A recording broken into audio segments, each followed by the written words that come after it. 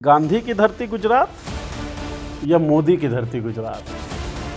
गांधी का गुजरात था, गांधी का गुजरात है और आने वाले समय में गांधी का गुजरात ही रहेगा।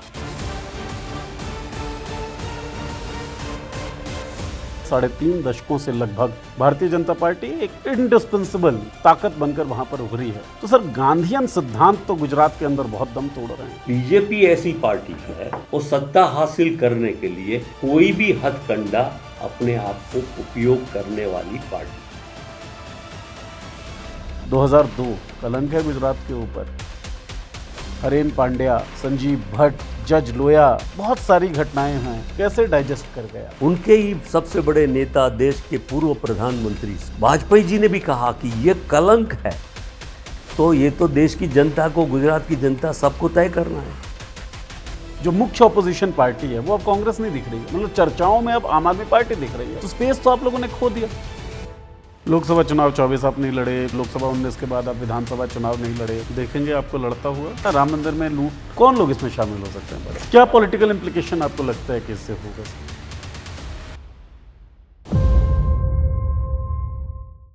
नमस्कार दोस्तों, पावर प्ले के इस नए एपिसोड में आप सबका बहुत बहुत स्वागत है। और मेरी हंसी से या मेरी मुस्कान से आपको लग रहा होगा कि मैं बहुत एक्साइटेड हूँ पावर प्ले के इस एपिसोड के लिए। क्यों? क्योंकि पावर प्ले का ये एपिसोड हम ला रहे हैं गुजरात से। शूट दिल्ली में ही कर रहे हैं, लेकिन एपिसोड गुजरात से है। गुजरात पावर इक्वेशंस की जब आप बात करेंगे तो शुरू से ही बिल्कुल सेंट्रल स्टेज पे रहा है। चाहे जिन्ना हो, चाहे महात्मा गांधी, सरदार पटेल हो, गुजरात से आते हैं। और अब मोदी और शाह गुजरात से आते हैं। अहमद पटेल, जिनके बारे में कहा जाता है कांग्रेस का संगठन बड़ा अच्छे से देखते थे, वो भी गुजरात से ही थे। बिल्कुल मॉडर्न डेज की मैं बात कर रहा हूँ। उसी गुजरात से हैं भरत सिंह सोलंकी जी। जी नमस्कार। बहुत बहुत स्वागत सर आपका। कांग्रेस के प्रदेशाध्यक्ष रहे, केंद्र में मंत्री रहे, इनके पिता 4 बार मुख्यमंत्री रहे गुजरात के। नरेंद्र मोदी जब एक्टिव पॉलिटिक्स में उस तरीके से नहीं दिखते हैं, तब लॉ मेकर आप बन चुके थे सर।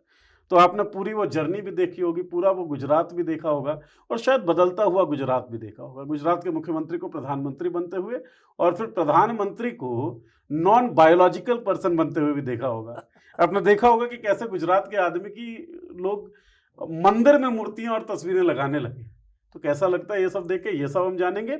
बहुत सारी चीजें कि गुजरात में कांग्रेस क्यों बिल्कुल अलग थलग हो गई, भारतीय जनता पार्टी कुर्सी से इस तरीके से चिपक गई कि उसे हटाना नामुमकिन सा दिखता है। आखिर ऐसा क्यों हुआ?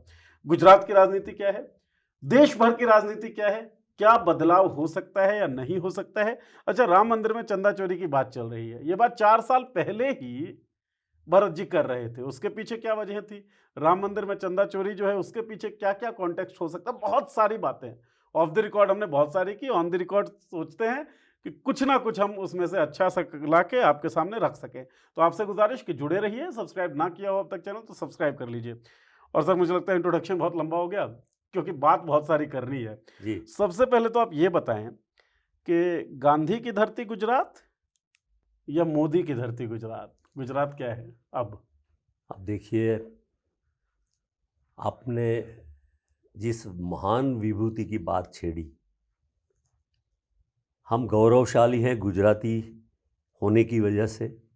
हमें गौरव है कि हम गुजराती हैं और गुजरात को किसी ने भी इतना बड़ा गौरव दिया हो पूरे विश्व में, वो महात्मा गांधी ने दिया है। और महात्मा गांधी ऐसी विभूति जो विश्व में आज नहीं, सालों की सालों, और आपने आइंस्टाइन की बात सुनी, वो तो सब जानते हैं जी। पर Michael Jackson, most popular singer, dancer, उस आदमी ने जो तारीफ महात्मा गांधी की, तब ये कहने के लिए कोई कंपैरिजन या चर्चा का विषय ही नहीं पैदा होता कि ये गांधी का गुजरात था, गांधी का गुजरात है और आने वाले समय में गांधी का गुजरात ही रहेगा। ठीक, कंपैरिजन पैदा हो ही नहीं सकता। और मुझे यकीन भी है और मेरी मान्यता भी है कि गांधी के बरक्स तो कोई खड़ा नहीं किया जा सकता है। लेकिन आपने कहा गांधी का गुजरात था, गांधी का गुजरात है, गांधी का गुजरात रहेगा। 3.5 दशकों से लगभग कांग्रेस सत्ता से बाहर है। भारतीय जनता पार्टी एक इंडिस्पेंसिबल ताकत बनकर वहां पर उभरी है। गुजरात में ड्रग की समस्या बढ़ती जा रही है। गुजरात में शराबबंदी है, लेकिन ऐसा नहीं है कि शराब बंद हो। मीडिया रिपोर्ट्स भी ये बात बोलते हैं, इसकी हकीकत बयान करते हैं।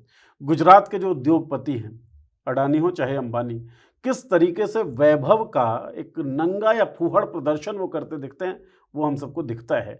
तो सर, गांधीयन सिद्धांत तो गुजरात के अंदर बहुत दम तोड़ रहे हैं। देखिए, जिस सोच से गांधी जी ने आज़ादी दिलाई और उसके बाद कांग्रेस पार्टी ने हमारे नेता जवाहरलाल नेहरू, सरदार वल्लभ भाई पटेल, मौलाना आज़ाद, नेताजी सुभाष चंद्र बोस और बाबा साहब आम्बेडकर जिन्होंने संविधान बनाया, उन सब की जो मनसा और विचारधारा की आज़ादी मिली, लेकिन आज़ादी के बाद जो महात्मा गांधी का सपना था अनटू द लास्ट, उसको उठाने का, वो व्यवस्था खड़ी करने के लिए ये हमारे नेताओं ने जो प्रयास, जो आयोजन किया और देश की जनता को जोड़ा, और जनता ने भी उनको समर्थन दिया संविधान की हैसियत से या डेवलपमेंट की हैसियत से और पूरे सभी विषयों पर, तो धीरे धीरे बहुत आगे बढ़ता गया देश। कंपेयर करें तो उस ज़माने में आज़ादी के पहले देश की क्या हालत थी, विश्व के देशों की कंपैरिजन में, वो हम सब लोग जानते हैं। पर आपने जब गुजरात की बात छेड़ी है, तो कि जो गुजरात महात्मा गांधी का और सरदार पटेल का गुजरात कहा जाता है, तो वो गुजरात सरल है, सिंपल है और गुजराती एंटरप्राइजिंग है, पूरे विश्व में छाए हुए हैं जी। पर वो नॉन वायलेंट है जी। समझदार है, और उनकी मनसा के साथ साथ अभी जो चल रहा है डेवलपमेंटल पार्ट देखिए, तो डेवलपमेंट मतलब किसका, किसी व्यक्ति विशेष का, कुछ समूह का या पूरे आवाम का। बहुजन हिताय बहुजन सुखाय है कि कुछ ही लोग, जब से गुजरात अस्तित्व में आया महाराष्ट्र से अलग होके 1960 में, धीमे धीमे गुजरात आगे बढ़ता गया और धीरे धीरे कांग्रेस के शासन में गुजरात अव्वल नंबर पर आ गया। Industrial per capita income growth की हैसियत से, चाहे एग्रीकल्चर में हो, हर चीज़ में आया। और उसकी वजह से इंडस्ट्री के साथ जो डेवलपमेंट हुआ, पर उस टाइम में जब पर कैपिटा इनकम की बात करते हैं तो पूरी जनता की बात आ जाती है।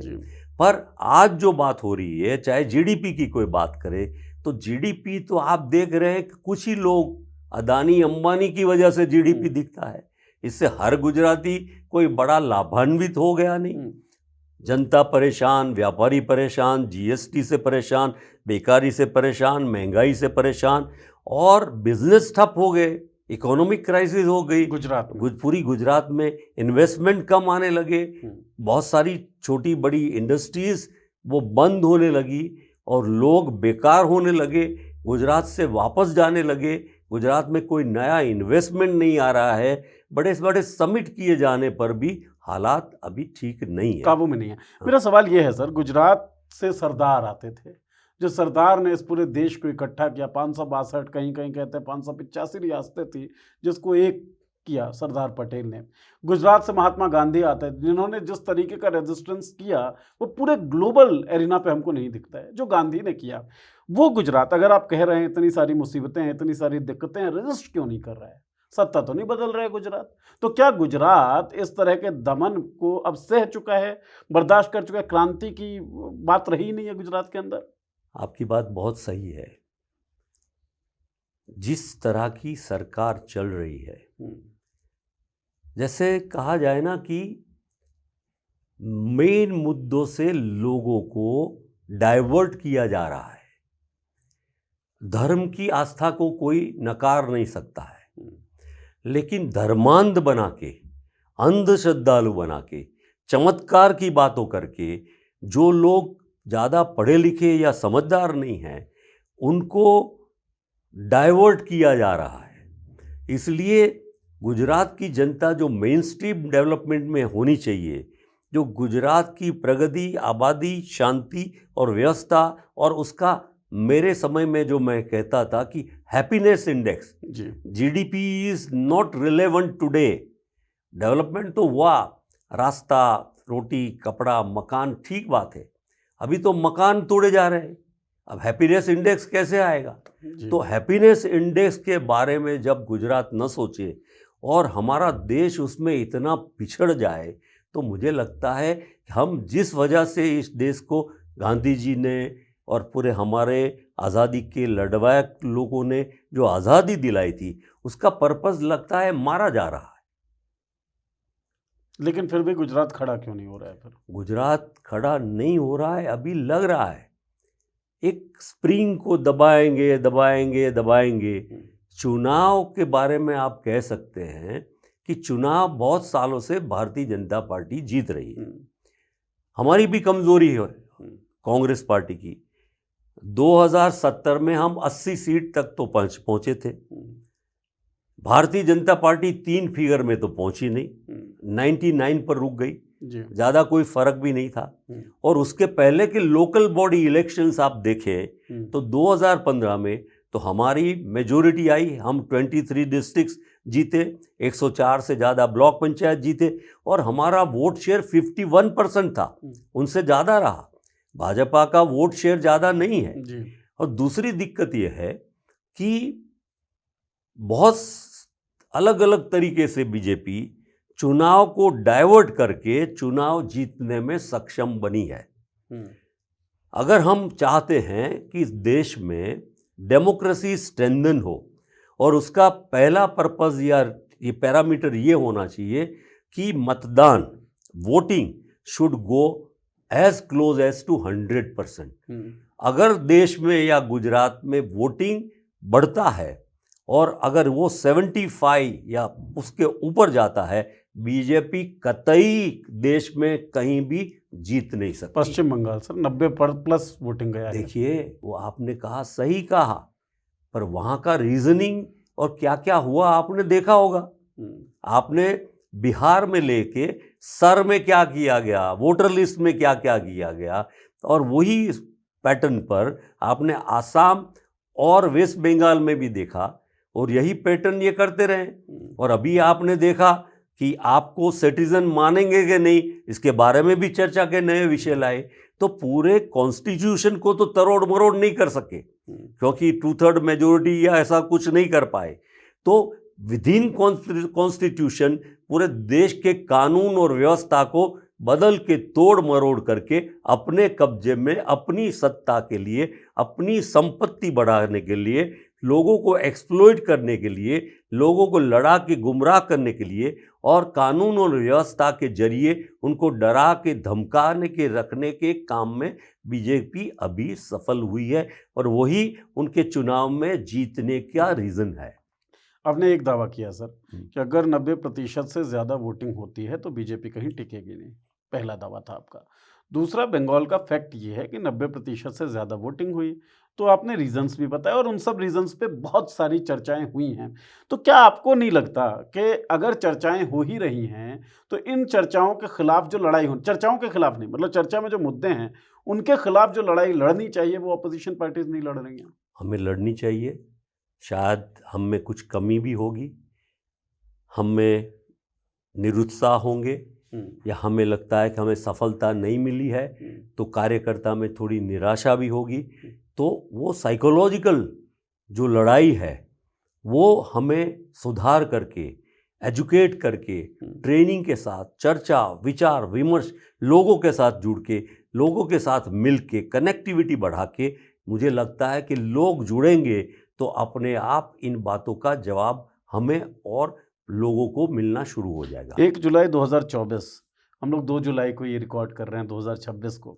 1 जुलाई 2024 आपके नेता राहुल गांधी, कांग्रेस पार्टी के नेता, ये दावा करते हैं, सदन के अंदर कहते हैं कि मोदी जी याद रखिए अगले विधानसभा चुनाव में गुजरात हम आपको हरा रहे हैं, इंडिया अलायंस जीत रही है। 2 साल बीत गए हैं, कुछ दिखता है होता हुआ? देखिए, चैलेंज बड़ी है। राहुल जी ने पार्लियामेंट में बोला है, बड़े कॉन्फिडेंस के साथ बोला है और वही कॉन्फिडेंस वो चाहते हैं कि पूरे कांग्रेस कार्यकर्ता के मन में भी आए, वो भी पूरे जुट जाए। ये जो हमारा संघर्ष है और ये संघर्ष सत्ता जीतने के लिए नहीं है, लेकिन प्रजा का शासन आए, विचारधारा का शासन आए, लोगों के इश्यू का शासन आए, बेरोजगारी, भ्रष्टाचार, महंगाई और पढ़ाई, आरोग्य, इन सब मुद्दों के लिए लाए, तो उसकी कनेक्टिविटी करने के लिए हमारे पास अभी भी 1.25 साल का समय हमारे पास है।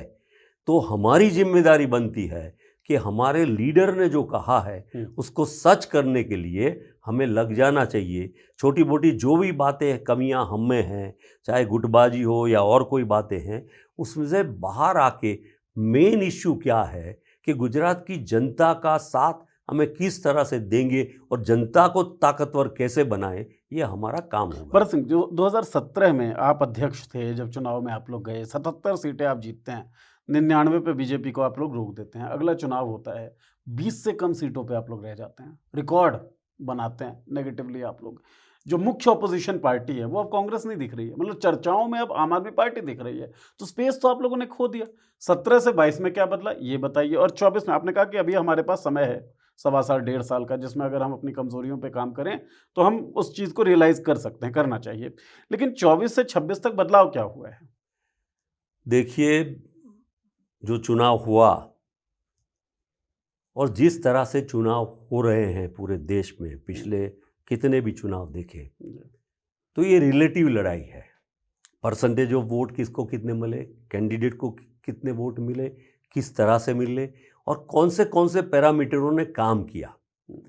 तो उसमें ह्यूमन फैक्टर जो है कि कांग्रेस कार्यकर्ता वो क्या कर सकता है, उसने क्या किया, क्या करना चाहिए।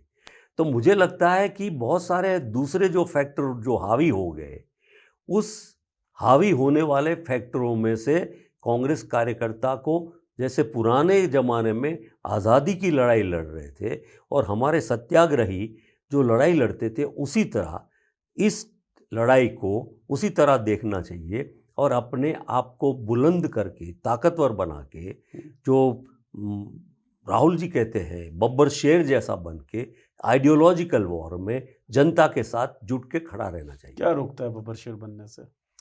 वही बात है कि देखिए, एक समय मर्यादा होती है, समय जा रहा है। जैसा आप कहे, आपका भी पेशेंस कम हो गया है, कांग्रेस मेनों का भी पेशेंस कम हो रहा है कि हम क्यों नहीं जीते, इतना सारा वक्त क्यों गया। लेकिन अब ये समय आ रहा है कि सोच भी बदलेगी और जो लोग बीजेपी को वोट देते हैं वो भी पहचान गए हैं बीजेपी को अच्छी तरह से कि हम इनको वोट दे रहे हैं, जो राम मंदिर बनाने में भी पैसा खा जाते हैं और राम मंदिर बनने के बाद भी लोग जो चंदा देते हैं वो भी खा जाते हैं, और आने वाले समय में मंदिर में भी आने जाने के प्रवेश पर भी लोग लगाते हैं। इन बातों पर भी इस देश की जनता, गुजरात की जनता भी गौर करेगी। आप लोग कितना गौर करवा पाएंगे? क्या आप लोग, कोई एजेंडा होना है, कोई प्रोग्राम होना चाहिए। आपसे ऑफ द रिकॉर्ड बात हो रही थी जिसमें आप कह रहे थे कि 4 चीज़ें होती हैं, वो 4 चीज़ें एक तो आप बताएंगे। प्रोग्राम क्या है आप लोगों के पास? देखिए, सबसे पहले तो हार जीत, चाहे चुनाव हो, चाहे कोई गेम हो, चाहे कोई लड़ाई हो, चाहे कोई युद्ध हो, एक दूसरे दो देशों के बीच की बात हो, तो उसमें जो पैरामीटर्स हैं उसमें मुख्य तौर से होता है कि किसके पास क्या रिसोर्सेज है, किसके पास क्या ब्रेन या इंटेलेक्चुअल प्रॉपर्टीज है। तीसरा, उसकी जनशक्ति, उनके लोग, उसका रुतबा क्या है, उसका माइंडसेट क्या है लड़ाई में, और बाकी उसकी जो वेपन वगैरह शक्ति क्या है। तो इन 4 चीज़ों को जोड़ के एक लीडरशिप उसको गाइड करे। तो मुझे लगता है कि एक दूसरे की, मान लीजिए कांग्रेस के पास बीजेपी के जितना पैसा नहीं है, उनके पास 14-16 हजार करोड़ रुपया लोगों को लूट के इकट्ठा कर लिया है, कांग्रेस के पास नहीं है। तो पैसे की कमी है, एक बात है।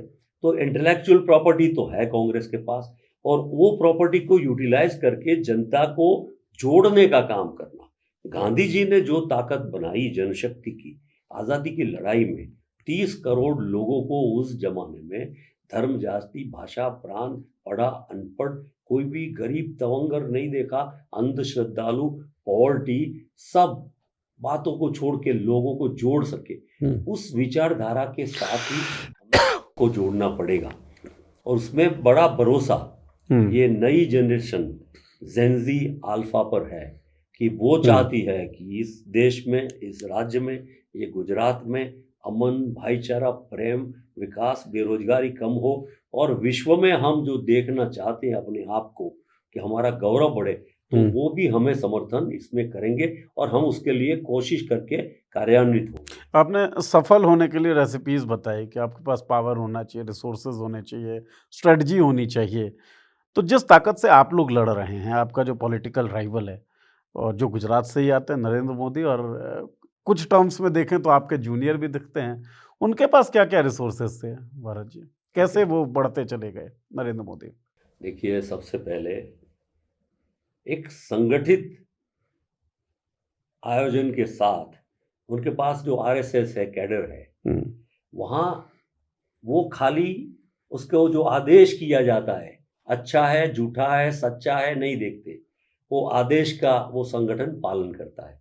गणपति को दूध पिला दिया, पूरे देश को दूध पिला दिया। अभी अभी हमारे राजकोट में चला कि कृष्ण को दूध पिलाया। अभी अच्छा है, नहीं चला। नहीं तो हम जब कहते हैं कि भाई कोई पदार्थ जीव नहीं खा सकता है, जीव पदार्थ खा सकता है, तो झूठ फैलाने में भी कामयाब होते हैं। तो ऐसे संगठन उनके पास है, आरएसएस है, विश्व हिंदू परिषद है, बजरंग दल है। पर मुझे लगता है कि राम मंदिर की चोरी वगैरह के बाद अभी उनके जो भी लोग हैं, इंटरनल रिफ्ट लड़ाई ये होगी, सच्चा कौन, झूठा कौन, और उनको भी जनता के सामने आना पड़ेगा, तो वो बातों की कमी भी उसमें आएगी। अच्छा, दूसरी ये बात है कि विचारधारा की बात, तो दया, करुणा और प्रेम ये ऐसी विचारधारा है, ये आपके दिल में लाने के लिए संघर्ष करना पड़ता है। और हिंसा, क्रोध, डिवाइड ये करना आसान है। तो अंग्रेजों के पास ये सीखे हैं, जर्मन नाजी के पास सीख के आए हैं बीजेपी वाले। यहूदियों को मार डालने के लिए जैसे जर्मनों ने किया था, हिटलर ने किया था, यहाँ एंटी मुस्लिम उनकी फिलोसॉफी या एंटी माइनॉरिटी फिलोसॉफी है। तो एक प्रकार की नकारात्मकता के साथ वो चलते हैं और बताते हैं कि हिंदू खतरे में है। ऐसी बातें करके वो लोगों को गुमराह करने का काम करते हैं। हमें एजुकेट करना पड़ेगा यूथ को, लोगों को, महिलाओं को अंधश्रद्धा से बाहर निकालना पड़ेगा। विज्ञान और टेक्नोलॉजी के द्वारा देश का भविष्य, युवाओं का भविष्य, लोगों के जीवन का बदलाव उसी से आएगा। उन बातों को जोर करना ये थोड़ा टाइम लेने की प्रोसेस है, तो ये थोड़ा टाइम भी लेगा। तो चुनाव और ये दोनों साथ साथ चलेंगे और हमारी कोशिश वही बात पर विज्ञान से प्रगति है और सच्ची सोच से प्रगति है, मानवता, दया, करुणा से प्रगति है। इन बातों पर हम लोग जोर दें। आपने बात की सर नाजी जर्मनी की, और आपने कहा प्रेरणा कहाँ से बीजेपी पा रही है। ठीक है, आरएसएस के जो आइडियोलॉग्स थे, आरएसएस जो थी वो तानाशाही लोगों का बड़ा सम्मान भी करती थी, इनके शिविरों में पढ़ाया भी जाता था।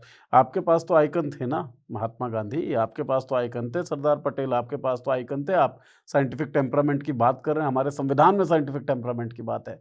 पंडित नेहरू, आपके पास तो आइकन थे। तो वो लोग पढ़ा पाए अपने आइडिया को, आप लोग नहीं पढ़ा पाए। भाई गुजरात जो है आपका 2002 कलंक है गुजरात के ऊपर। हरेन पांड्या, संजीव भट्ट, जज लोया, बीच में तुलसीराम प्रजापति, बहुत सारी घटनाएं हैं और जो बहुत अनफॉर्चुनेट घटनाएं हैं डेमोक्रेसी के लिए। कैसे डाइजेस्ट कर गया, क्या पूरी कहानी है ये? देखिए, जो कुछ ये हुआ हिस्ट्री में आप देखते हैं कि हजारों साल की ये संस्कारिता, सिविलाइजेशन में बहुत सारे इंसिडेंट बनते गए, जहाँ राजाओं ने एक दूसरे राजा को, किसी ने जहर पिला दिया, किसी ने क्या किया, वो मारते गए, मतलब, और वो दबते जा रहे हैं इंसिडेंट। वो पावर गेम रही और पावर गेम में हर हथकंडों को अपनाया गया। तो बीजेपी ऐसी पार्टी है कि उसकी विचारधारा में एक ही लक्ष्य है, सत्ता हासिल करना। वो सत्ता हासिल करने के लिए कोई भी हथकंडा अपने आप को उपयोग करने वाली पार्टी है, और उस हथकंडे को करने के बाद उसको जस्टिफाई कैसे करना वो भी आता है। और पावर गेम में आप सभी इंस्टीट्यूशनों को कब्जा करके आप देख लीजिए कि जीएसटी की बात ले लो, आप पुलिस डिपार्टमेंट ले लो, आप सीबीआई ले लो, आप ईडी ले लो, उसके बाद इलेक्शन कमीशन ऑटोनोमस होने के बाद जिसको न्यायी, तटस्थ, फ्री एंड फेयर इलेक्शन कराना चाहिए। और उसका सबसे पहला उद्देश्य ये होना चाहिए कि भारत के तमाम नागरिक वो वोट करने चाहिए, वोटिंग बढ़ना चाहिए। उसके बदले वोटर लिस्ट से नाम निकालने का पाप इलेक्शन कमीशन कर रही है। अभी तो कर रही है। मैं आपने उन घटनाओं को जानबूझ के छोड़ा है क्या जिनका मैं जिक्र कर रहा हूँ? देखिए, छोड़ने का सवाल नहीं है। कुछ चीज़ें सामने हुई होती है, कुछ चीज़ों के एविडेंस होते हैं, कुछ चीज़ों के एविडेंस नहीं होते हैं, लेकिन समय के साथ एविडेंस धीरे धीरे निकल के आते हैं। आपने देखा होगा कि हिटलर जब तक था तो उसको लोग, जर्मन लोग एक भगवान, गॉड की तरह पूजते थे। जब हिटलर कोलैप्स हुआ तो खुद गोली खा के मर गया। और उसके बाद जो नाजी थे वो भागे, जंगलों में चले गए, तो भी लोगों ने उनको नहीं बख्शा। कहने का मतलब ये है कि जनता जानती है क्या सच है, क्या गलत है। आने वाले समय में उसका वो जवाब धीरे से देती है और हमेशा न्याय मिलने में देर लगती है। न्याय मिलने में देर लगती है। बहुत सारे अन्याय करना आसान से, किसी को गोली मार दो, गांधी को गोली मार दी, इंदिरा जी को शूट कर दिया गया, राजीव गांधी को बॉम्ब से उड़ा दिया गया, ये काम आसान है।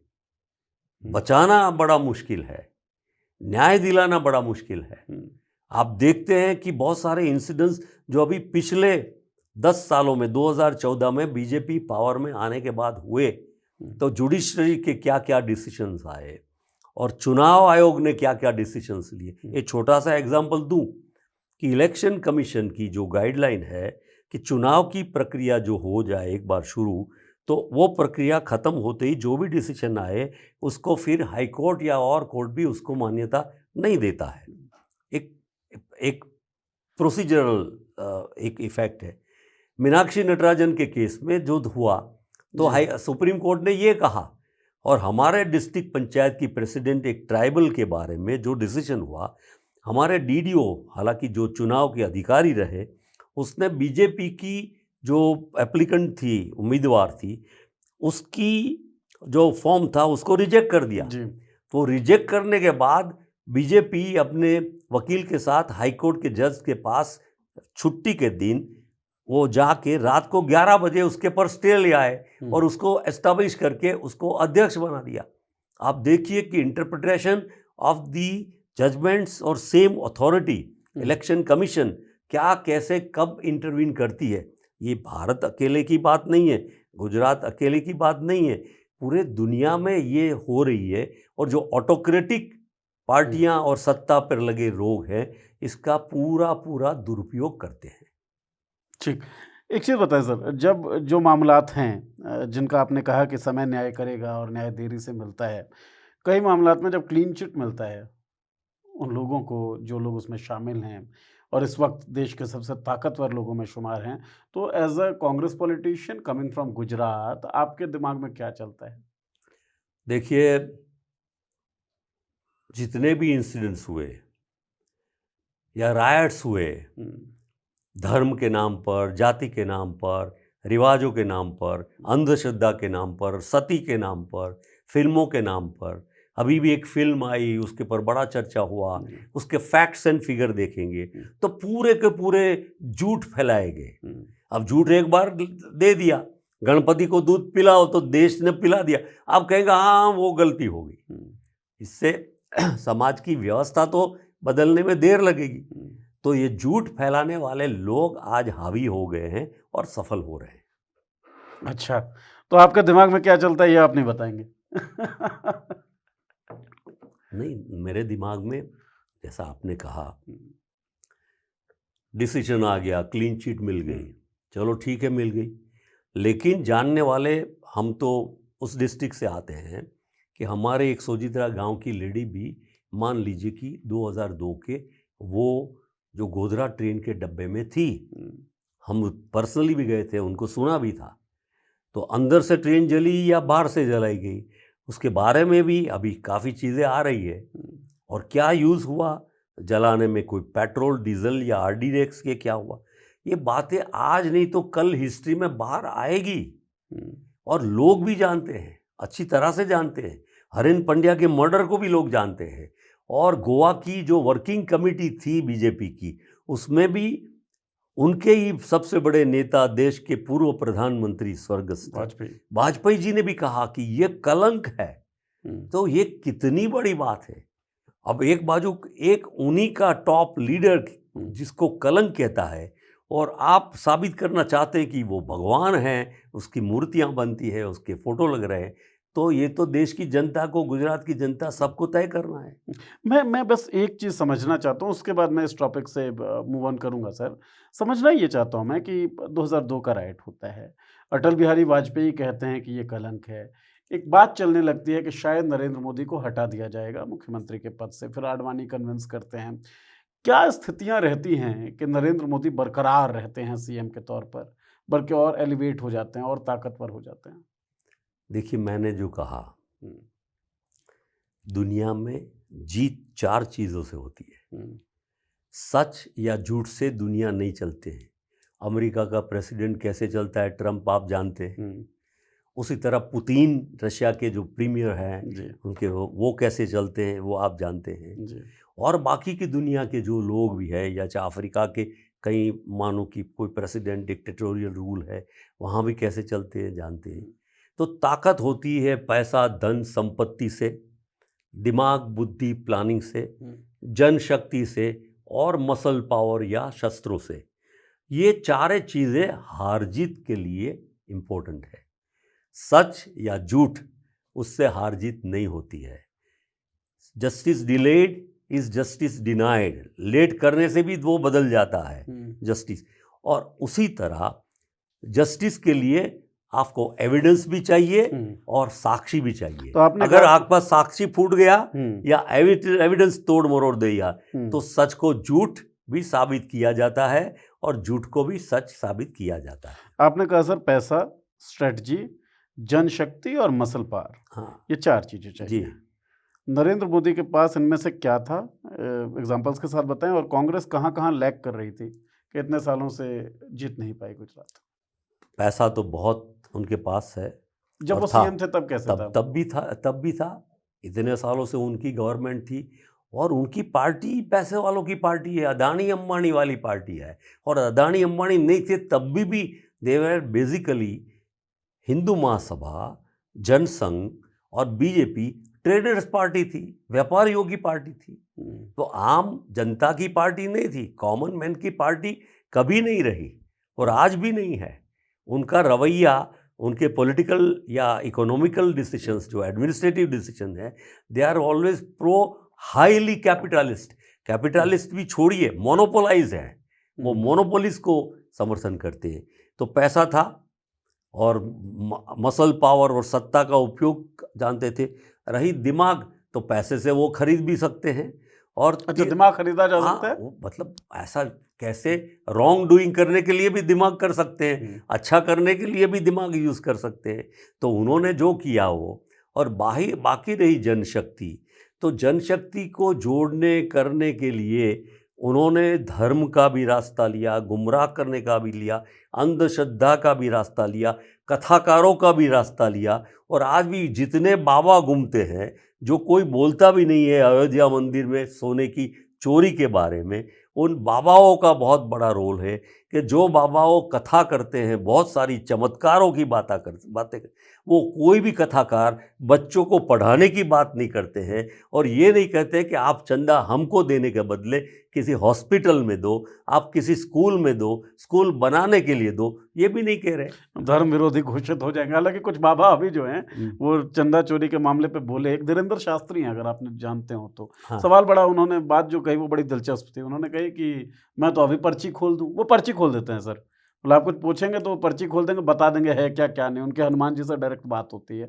वो ऐसा उनका दावा है। ठीक है, उन्होंने कहा मैं तो पर्ची खोल दूँ कि चंदा चोरी किसने किया है, लेकिन बड़ी दिक्कत हो जाएगी क्योंकि बहुत बड़े लोग इन्वॉल्वड हैं। कौन मतलब लोग इन्वॉल्वड हैं चंदा चोरी में? मतलब आप समझ सकते हैं कि जो सांठगांठ में है, हुँ, चाहे बाबा रामदेव हो, चाहे और कोई भी बाबा हो, हुँ। मतलब सब एक दूसरे को अच्छे तरह से जानते हैं। ये बात उन्होंने कह दी। तो आपको क्या लगता है कौन से बड़े, क्योंकि आपने 4 साल पहले ना राम मंदिर में लूट या चोरी या चंदे के साथ जिस तरीके का मिस ट्रीटमेंट हो रहा है वो बात आपने की थी, ईंटों के बारे में, वो क्या बात थी वो भी बताइएगा। कौन लोग इसमें शामिल हो सकते हैं बड़े? मैंने 2022 में अहमदाबाद डिस्ट्रिक्ट में एक फंक्शन में ये बात हमने कही थी। और मैं तो जब उसके पहले 93 में मैंने बात ग्वालियर में जी। एक पब्लिक मीटिंग में चुनाव के दरमियान कही थी, एक जोक के स्वरूप में कही थी, ये राम मंदिर के बारे में कही थी। मैंने बोला कि हमारे देश की जनता बहुत धार्मिक है, श्रद्धा मानती है भगवान में हर तरह से। तो उसमें जैसे कोई मंदिर है, हनुमान जी का मंदिर, तो हम गए, पैर छुए और हनुमान जी के मंदिर में जाके आए। और पुजारी थे, उसको पूछा कि ये मंदिर कैसे चलता है, इसका खर्चा पानी कैसा चलता है। तो मंदिर के पुजारी ने बताया लोग आते हैं, छोटा मोटा पैसा वैसा रखते हैं, तो हमारा तो छोटा मंदिर है, हमारा काम चल जाता है।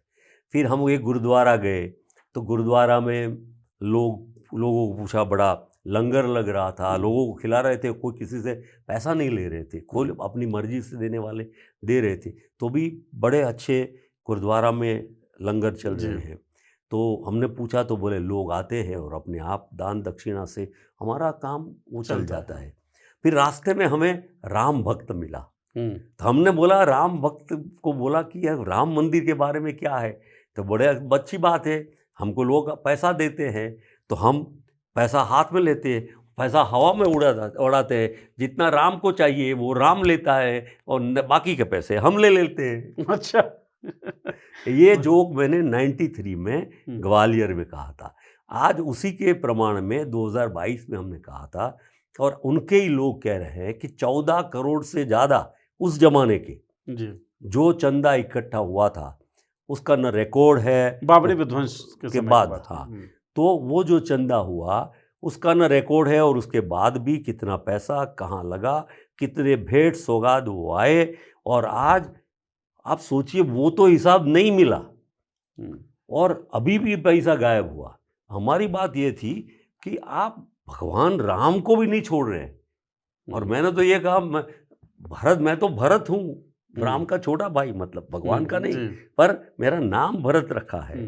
तो उसके लिए तो ये बड़ी इम्पोर्टेंट बात है। ये बात मैं उस टाइम पे मैंने बताई थी, और उस टाइम पे मेरा कहने का मतलब ये था कि जिस रामशिला को हमारे गाँव की, हमारे शहरों की हमारी माताएं, बहनें, महिलाएं उसको तिलक लगा के, कुमकुम लगा के, वो धूप लगा के, उसके पर लगा के 5, 15, 25 रुपया लगा के अपने सिर पर लगा के, आगे ढोल नगारा उसके साथ ले जाके उसने गांव के पादर में छोड़ के कि ये रामशिला जाएगी उस जमाने में, और राम का मंदिर बनेगा और पूरा देश आबाद और सुखी होगा। ये बात हमने कही थी, वो बात तो रही नहीं, वो शिला तो वहीं के पड़ी रही। उसका क्या हाल हुआ उसके बारे में भी जिक्र किया। ये तो राम का मंदिर बना, वो तो नई शिला, नए खर्चों से बिना, और उसके बनने के बाद भी क्या हाल हुआ ये देश की जनता, हम नहीं कह रहे, कोई कांग्रेस ही नहीं कह रहे, ये तो अच्छा है, नहीं तो जवाहरलाल नेहरू का नाम ले लेते, नहीं कांग्रेसियों का नाम ले लेते, कहीं मुस्लिम लोगों का नाम ले लेते कि ये मुस्लिमों ने चोरी की है, ये कह लेते। ये करने का काम है, पर पता नहीं क्यों अभी डरे हुए या नहीं दे रहे हैं। ये ताज्जुब की बात है। लेकिन हमेशा वक्त के साथ सच का सच और झूठ का झूठ। क्या पॉलिटिकल इम्प्लीकेशन आपको लगता है कि इससे होगा सर? देखिए, हमारे देश की जनता जल्दी माफ कर देती है, भूल भी जाती है, फॉरगेटफुल भी है। और ये लोग ऐसे हैं कि धर्म के नाम पर, अंधश्रद्धा के नाम पर नई नई ऐसी बातें ले आके इन सब बातों से लोगों का दिमाग बदल लेंगे, इनको चेंज कर लेंगे। जैसे रामशिला कहाँ गई उसका कोई जवाब नहीं दिया, उसका फंड क्या आया उसका जवाब अडवाणी जी को भी पूछा गया, बहुत लोगों को।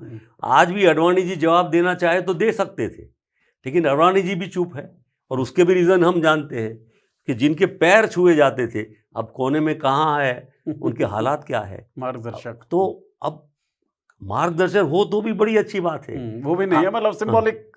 और सुब्रमण्यम स्वामी जी भी क्या बोलते हैं वो भी सुना कीजिए। अब हम नहीं कह रहे ना, उन्हीं के लोग बोल रहे हैं। उससे मुझे लगता है कि सच धीमे धीमे जरूर बाहर आएगा।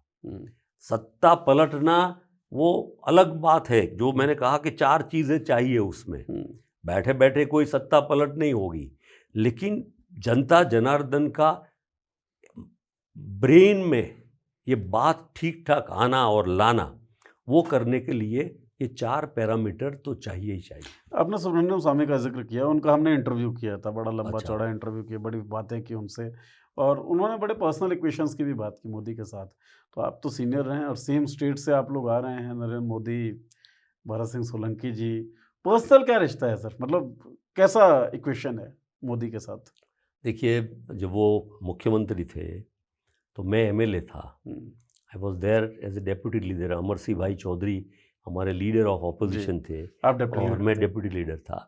तो हमारी जो कार्यवाहक समिति होती थी जो विधानसभा की, तो उसमें कांग्रेस की तरफ से मैं और हमारे अमर सिंह भाई वो वगैरह बैठते थे, और वो मुख्यमंत्री उनके और बाकी की कैबिनेट के कुछ मिनिस्टर वगैरह बैठते। तो मिलना जुलना होता था, कहीं फंक्शन में भी आते जाते। तो स्वाभाविक रूप से राजनीतिक नेताओं औपचारिकता और फॉर्मेलिटी में तो बहुत सुंदर सुंदर रहते हैं। अच्छा, बीमार या कुछ हुआ तो, मुझे कोरोना हुआ था, तब भी मेरे लिए उन्होंने परीक्षा की थी मेरे बारे में। हमारी पार्टी के लीडर तो रोज़ पूछते थे, राहुल जी और सोनिया जी और अहमद भाई वो, लेकिन उन्होंने भी मानो कि देखा था। छोटा मोटा एक्सीडेंट कार का हुआ तो भी उनकी तो पीआर इतनी तेज तर्रार है तुरंत कि पता पड़ जाता है। बगल वाले बाजू के घर में भी क्या बातचीत हुई बीजेपी के बारे में, उनके बारे में, तो एक्सीडेंट हमारा होना तो इमीडिएटली पहुंच जाता है। तो पृच्छा वगैरह फॉर्मेलिटी तो करने के लिए वो अच्छे तरीके से ही करते और हैं। Political equations? पॉलिटिकल इक्वेशन से तो हमारी विचारधारा दोनों की बिल्कुल बहुत अलग है। तो इसलिए व्यक्तिगत रूप से हमारा कोई झगड़ा नहीं, विचारधारा का झगड़ा है। जिस तरह से बीजेपी काम कर रही है, वो तो हमारे पिताजी ने जो योजना शुरू की मध्याह्न भोजन, वो भी बंद करना चाहते थे, लेकिन सुप्रीम कोर्ट ने आदेश किया कि ये तो बहुत ज़रूरी है, इसलिए बंद नहीं कर पाए। मनरेगा को उन्होंने मानो कि बंद किया। राइट टू इन्फॉर्मेशन को वो काम नहीं करने देते हैं। कॉन्स्टिट्यूशन को बदल नहीं सके, लेकिन विद इन कॉन्स्टिट्यूशन के परिमाणों को यूज़ करके उसका इंटरप्रिटेशन बदल रहे हैं। तो डेमोक्रेटिक इंस्टीट्यूशनों को कमज़ोर कर रहे हैं। पंचायती राज को बहुत कमज़ोर कर दिया। पावर टू पीपल की बात जो राजीव जी की थी, उसको कमज़ोर कर दिया। छोटी बात मैं बताऊं कि गुजरात में चीफ मिनिस्टर ने ये आदेश किया कि किसी भी इलेक्टेड मेंबर पंचायत का, ये तालुका पंचायत का, सरपंच का, डिस्ट्रिक्ट पंचायत का या कोई भी हो, उसके खिलाफ भी अगर ओरली भी करप्शन या कोई कंप्लेंट आए तो उसके पर स्टेप्स लेने की, एक्शन लेने की वो अधिकार उन्होंने डीडीओ को, अधिकार को दे दिया। तो अधिकारी राज आ गया है। आज लगता है कि हम डेमोक्रेटिक कंट्री है, तो हमारे एमपीज एमएलए ये देश चला रहे हैं, राज्य चला रहे हैं, चाहे गुजरात हो चाहे देश, पर एमपीज नहीं चला रहे हैं, कैबिनेट मिनिस्टर नहीं चला रहे हैं। फिर कौन चला? तो वो कुछ ही लोग, जैसे हमारे 2 लीडर हैं नेशनल लेवल पर और स्टेट में भी उनकी डायरेक्शन से जो है, और बाकी अधिकारी लोग पूरे देश को चला रहे हैं। मतलब ब्यूरोक्रेसी का शासन, पूरा ब्यूरोक्रेसी का वाया ब्यूरोक्रेसी ये चला रहे हैं। गुजरात में भी ऐसा ही मॉडल था जब सीएम थे नरेंद्र मोदी। हाँ, कैलाश नाथन जी बड़े चहीते अधिकारी रहे, बड़ा लंबा एक्सटेंशन पर एक्सटेंशन उनको मिलता रहा और काफ़ी किया। क्या कारण होता है sir? Most favoured nation, most favour company, most favour officer, ये स्टाइल तो रहता है ऑटोक्रेटिक रिजाइम में। अच्छा, तो क्या क्या फेवर्स होते हैं वैसे अधिकारियों और नेताओं के बीच? कि जो अधिकारी आपको अच्छा लगे, मतलब किस लिए अच्छा लगेगा कोई अच्छा, अधिकारी? जो आप कहे उसको इम्प्लीमेंट जोरों से कर ले। आप जो चाहे किसी भी बात का इंटरप्रिटेशन करके जो डिसीजन आप चाहे उसको करवा ले। शायद पॉलिटिकल आदमी ना करवा सके बिकॉज उसके कंस्ट्रेन हो, क्योंकि पॉलिटिकली वो कनेक्ट हो जनता के साथ या पार्टी वर्कर के साथ, और वो शायद रोके, पर अधिकारी तो करेगा नहीं, वो तो मान लेगा, कर देगा, उसको करना ही है। तो कोई खास घटना, कोई एग्जाम्पल के तौर पर आप बता सकते हैं क्या? कोई ऐसी घटना जो पॉलिटिशियन नहीं कर सकता लेकिन अधिकारियों के जरिए करवाई जा सकती है। ऐसी बहुत सारी चीज़ें गुजरात में हुई हम्म, और वो डिसीशंस आपने देखे होंगे यार, आप देख सकते हैं। उसके डिटेल्स में जाए तो बहुत सारी चीज़ें निकल के आ सकती है कि किन किन अधिकारियों को क्या क्या पावर मिला और कौन से अधिकारियों को क्या क्या प्रमोशन मिला और कहाँ ले जाए गए, कौन सी पोजीशनों पर रखा गया। इससे पता चलेगा कि वाई दोज वेर उनको वो जगह पर रखा गया जिससे उनके डिसीजन को इम्प्लीमेंट किया जा सके। मानसी सोनी का एक केस सर बहुत इनफेमस है, फेमस कहना गलत होगा। कैसे हो जाता है वो सब कुछ? देखिए, ये पर्सनल अफेयर है उनका। पब्लिकली उसकी चर्चा मैं करूं नहीं करूं, जनता ज़्यादा कर लेगी, तो मुझे कमेंट करने की मुझे लगता है इसमें कोई ज़रूरत नहीं लगती है। पहली बार जब आप पीसीसी अध्यक्ष बने थे, बहुत एग्रेसिवली आप नरेंद्र मोदी के खिलाफ थे। मैं नरेंद्र मोदी के खिलाफ नहीं था, मैं उनकी कार्यशैली पर था और उनको रोकना चाहता था कि आप रुकिए, आप डेमोक्रेटिक चुने हुए राज्य के मुख्यमंत्री हैं, तो डेमोक्रेसी को बचा के रखें, आप सम्मान करें एमएलएस का और बाकी लोगों का, और जो व्यवस्था है जो कॉन्स्टिट्यूशन में दी गई है या तो स्टेट के आपके रूल्स में दी गई है, उसको संभाला जाए। तो पॉलिटिकली उसको, नरेंद्र भाई को मुख्यमंत्री के रूप में बीजेपी के उनकी कार्यशैली को रोकना, ये जिम्मेदारी पॉलिटिकली मेरी पार्टी की थी और मैं उसका अध्यक्ष था, तो ये रोकने की मेरी जिम्मेदारी थी। अब पॉलिटिकली कितना रोकना, कैसे रोकना, वो मैंने तय किया। तो कितना रोका था आपने और कैसे? हमने और कोई रोकने की बात नहीं, कोई फंक्शन हो तो हमने कहा हम 10,000 लोग ला के हम आपके फंक्शन में आपको आवेदन पत्र देंगे, आपका विरोध करेंगे, हम काले झंडे दिखाएंगे। तो हमको कहा गया हमारे अधिकारियों, डीडीओ, कलेक्टर, डीएसपी की वजह से कि भाई आपको तो हम यहाँ तो कर्फ्यू लगा देंगे, हम बैरिकेड लगा देंगे। हमने बोला हम घोड़े और ऊंट पर आदमी ले आएंगे, लेकिन हम तो झंडे दिखाएंगे और हम 10,000 लोग आके आवेदन पत्र तो देंगे ही। तो फिर अधिकारियों ने कहा कि लॉ एंड ऑर्डर के जरिए आपको हम ये फंक्शन में जाने से मना कर रहे हैं, तो फिर वो नहीं आए। जैसे कि पार्लियामेंट में भी हुआ कि वो नहीं आए कि महिलाएं उनको रोकेगी टोकेगी, ये बात पर अब ये उनका निर्णय है।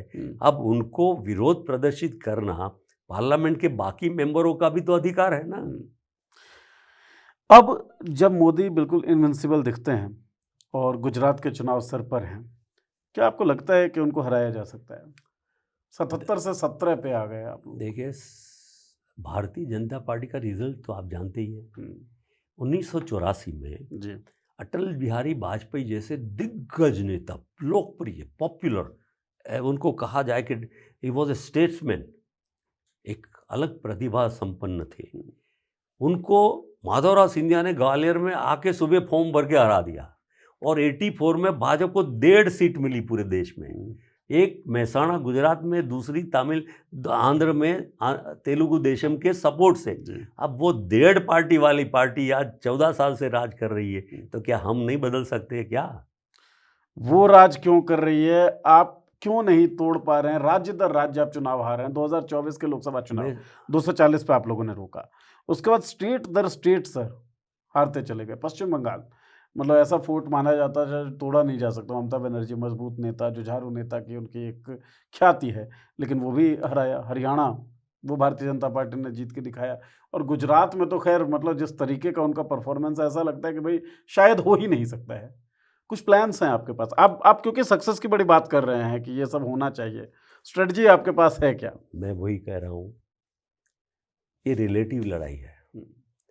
या क्रिकेट में लास्ट बॉल तक डिसीजन बदला जा सकता है। लास्ट बॉल पर आपको 4 रन चाहिए, एक छक्का मार देगा, बाजी पलट जाएगी। वॉर में भी लास्ट मोमेंट पर नॉर्थ अमेरिका साउथ अमेरिका की लड़ाई भी मिसिसिपी रिवर पर आपने सुनी होगी, अब्राहम लिंकन के टाइम पर।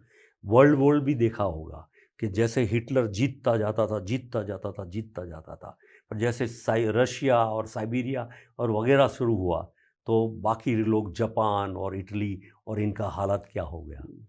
तो अभी जीतते जा रहे हैं। आपने कहा 30 साल हो गए, मैं भी मानता हूँ कि 32 साल हो गए, लेकिन अभी रुक सकता है।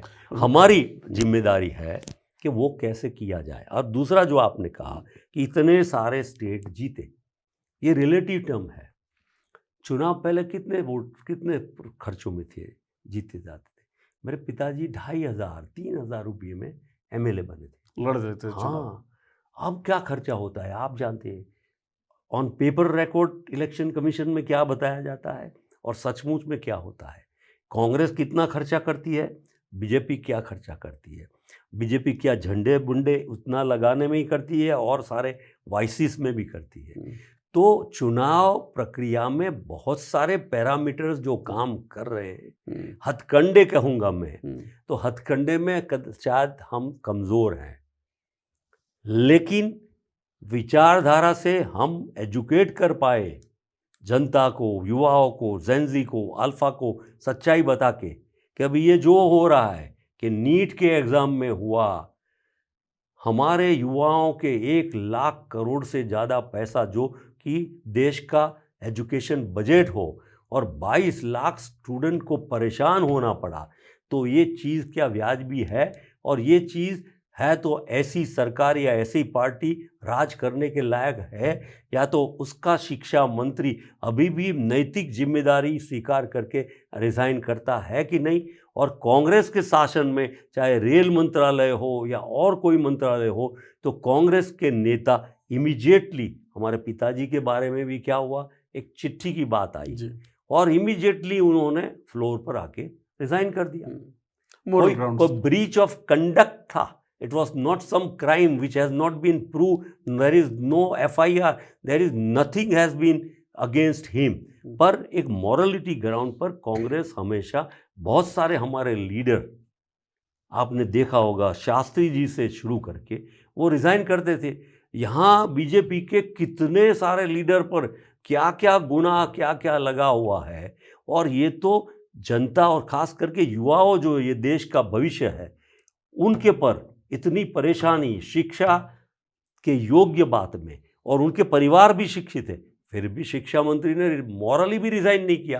राजनाथ सिंह तो क्लियर कहते हैं ना सर, इस सरकार में इस्तीफे नहीं होते, इस्तीफा तो कमज़ोरों की निशानी है। पर वही मैं कह रहा हूँ कि वो ताकत में मानते हैं, कोई डेमोक्रेसी में नहीं मानते हैं, सच्चाई में नहीं मानते हैं, न्याय में नहीं मानते हैं। उनकी परिभाषा ही अनडेमोक्रेटिक और डिक्टेटोरियल है। अब लड़ाई इसी बात की है ना, एक डिक्टेटोरियल पार्टी चल रही है, इसलिए जीत रही है। हर हथकंडे अपना के वो जीतते रहे। सर देखिए, आपके नाना जी मेंबर ऑफ पार्लियामेंट थे, आपके पिता 4 बार के सीएम, आप प्रदेशाध्यक्ष रह चुके हैं, डिप्टी लीडर थे आप सदन में गुजरात की में, इतना इनॉर्मस आपका एक्सपीरियंस है। आप कह रहे हैं कि अंतिम समय में भी चौका छक्का लग सकता है, लास्ट बॉल पे भी, और जीता जा सकता है। ठीक है, ये सब बातें तो किताबें और नैतिक शिक्षा की किताबें भी बताती हैं कि तब तक मत हार मानिए जब तक हार बिल्कुल हो ना जाए, तब तक जीत के चांसेस रहती हैं। करेंगे कैसे, लड़ेंगे कैसे? देखिए, this is going to be very collective work by party, assignment, work distribution, वो सब हमारी पार्टी और हाईकमांड करेंगे।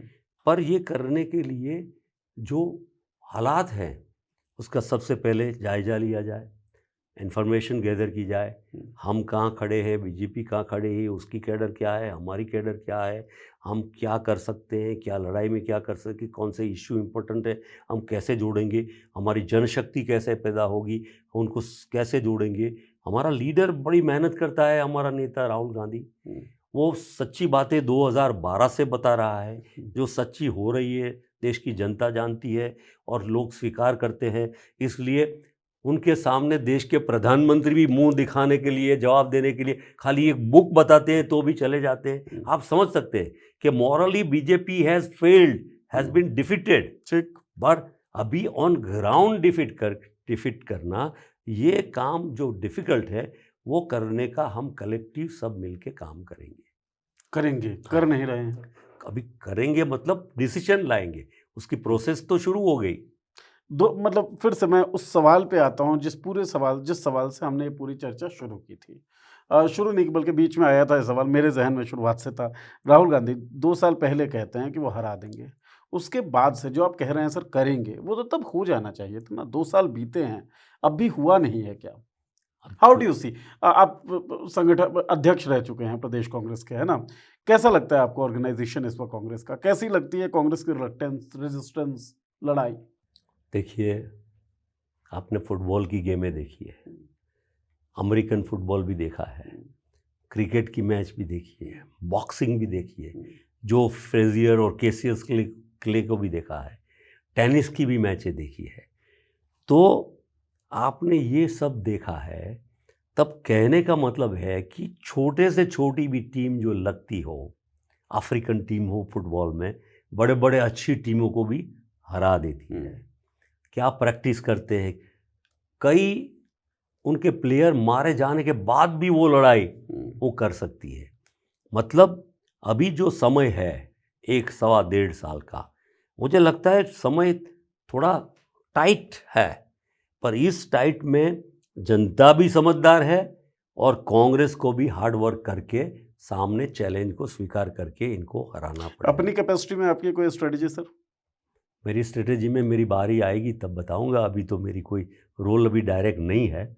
जब मैं स्ट्रेटजी कमेटी का चेयरमैन बना था तब मैंने सबमिट तो किया है हमारे इंचार्ज जनरल सेक्रेटरी को, वो अलग बात है वो, पर that was for a local election के लिए था। पर इसमें भी बताएंगे, पर इंडिविजुअल की कोई बात नहीं होती है। See fight, election, war is a collective decision और collective strategy, how do we work together.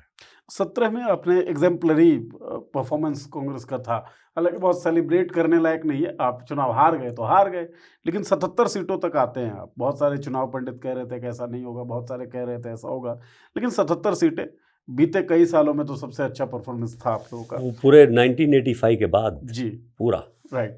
और आप अध्यक्ष थे 41 ईयर्स। 22 में आपको लगता था सरकार बना सकते थे आप लोग, क्यों नहीं आपको जिम्मेदारी मिली सर, क्यों नहीं वो कंटिन्यू अलग बात है, जो रात गई, बात गई, बीत गई, वो भूल जाओ। जो आगे करना है वो देखना है। समय के साथ कुछ होता है।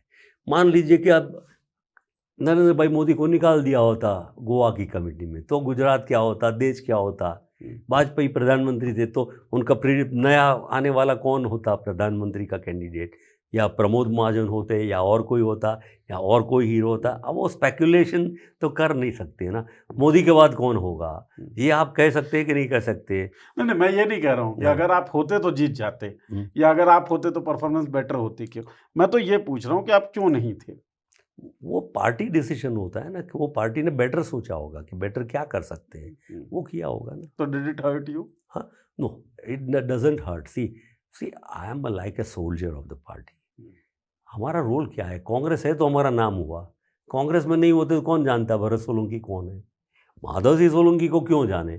एक टीचर का बेटा था, पढ़ाई की, जर्नलिज्म किया, वकालत की, वकील बना, प्रैक्टिस करता था, लेकिन एमएलए बनाया, मिनिस्टर बनाया, मुख्यमंत्री बनाया, फॉरेन मिनिस्टर बनाया, तो पार्टी ने बनाया। विचारधारा ठीक, काम करने का मौका मिला, opportunity, but given by whom? A party. So party is supreme for any decision. तो पार्टी के अलावा तो मैं कुछ हूँ नहीं ना, आई एम नॉट एनीथिंग। 24 का चुनाव क्यों नहीं लड़े सर आप? कौन 24? मुझे लगा कि अभी मुझे थोड़ा वेट करना है, देखना है, इसलिए मैं नहीं लड़ा। क्या देखना चाह रहे थे आप? I wanted to organize and strengthen myself personally. और पिछला चुनाव जो मैं हारा 19 का, that was shocking for me, not in terms of defeat, but whatever impression I got from my colleagues, my supporters, my friends from the party, even from media, even from market, that I was going to win by minimum 1 lakh margin, and then I lost by 2 lakhs. तो क्या क्या factor रहे होंगे, तो वो मैंने check किया, कोशिश की, और वही रिजल्ट में अमेठी में राहुल जी भी हार गए, जो कि हालांकि मानना कोई मानता नहीं, पर अब एनालिसिस और सोचना तो पड़े, और आप बस लगे ही रहो, लड़ते ही रहो, उसका कोई मतलब नहीं है।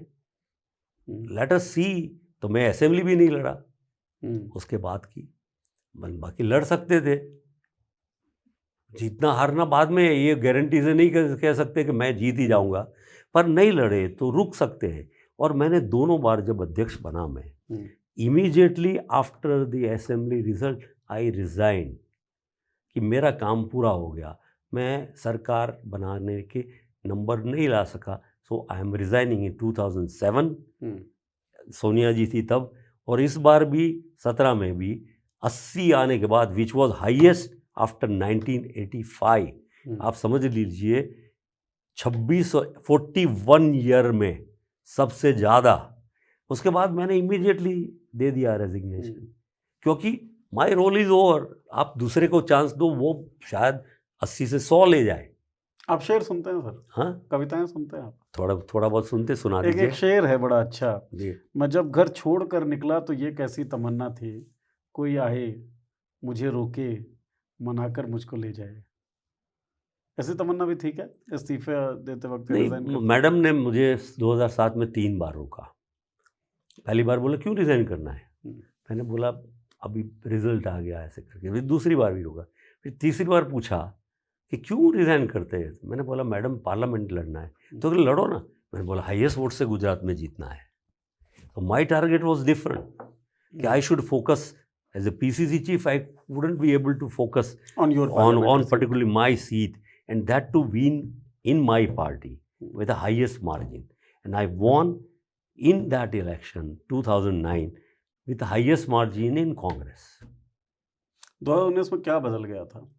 आपने कहा ना फैक्टर्स आपने एनालाइज किए बाद में? बाद में बहुत सारे फैक्टर एनालाइज किए,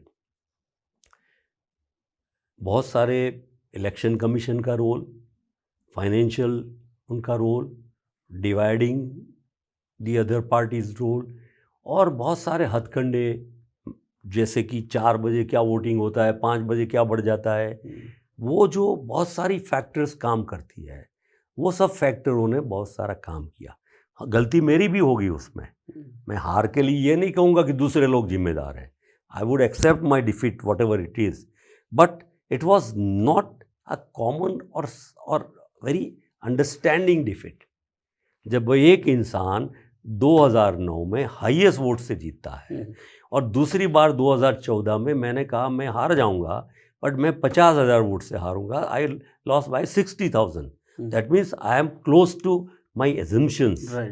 और मुझे जब कहते हैं लोग 19 में कि तुम 1 लाख वोट से जीतते हो, मेरे 7 में से 5 आपका क्या assumption था 19 में? लोग क्या कहते हैं आप मुझे? तो मैं भी सोचता था कि मैं जरूर, जैसे 2009 में जीता था हाईएस्ट वोट से, तो मैं भी जीत सकता हूं, क्योंकि 7 में से 5 एमएलए मेरे थे, डिस्ट्रिक्ट पंचायत मेरी थी, 8 में से 7 ब्लॉक पंचायत मेरी थी, अमूल डेयरी कोऑपरेटिव जो थी वो हमारे पास थी, खेड़ा डिस्ट्रिक्ट कोऑपरेटिव बैंक वो हमारे पास थी, लोकल कोऑपरेटिव्स पूरे हमारे के पास थे। तो जब नीचे सब कुछ हमारा है तो जीतने, और परसेप्शन कह रहा है, और मैंने जब फॉर्म भरने गया तो it was a big rally of 20,000 people, वो नेशनल लेवल पर भी दिखाई गई।